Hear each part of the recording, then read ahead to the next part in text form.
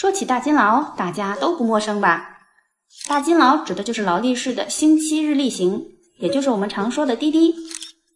有些人是从大金劳开始认识滴滴的，也有些人是从电影里的跑路表了解到滴滴。总归大家都认识它，毕竟大金劳这个称呼多少有点土豪的味道。要说流通性，滴滴肯定是低于水鬼、可乐圈、迪通拿，但它却总是被大家拿来讨论。比它贵、比它复杂、比它奢侈的腕表比比皆是，但滴滴就是看上去比别人更贵气些。有人可能会问了，滴滴不靠机芯打磨取胜，也没有复杂的功能，凭什么它能拥有如此高的地位？难道仅仅就靠一块大金子所带来的富贵感？首先，从外观上，滴滴具备了劳力士几乎所有的元素，可以说它就是最劳力士的劳力士。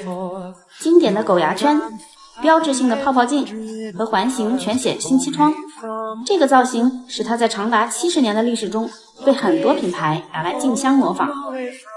其次，在看不到的地方，劳力士也从未停止过对功能细节的追求，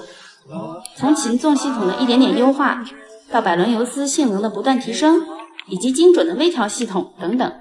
如此低调内敛而又不张扬的劳力士，怎能不爱？再说打磨吧，劳力士更加偏重功能性的打磨，它把打磨的重点放在了零件上，目的是为了让轮系的运转更加稳定耐用。况且劳力士的装饰性打磨虽然不够细腻，但也给人扎实工整的视觉效果，非常符合它最初工具表的定位。如果说劳力士的终点是滴滴，那滴滴的终点就是本期视频的这位黑冰糖啦，它满足了男人对劳力士的一切幻想。On my back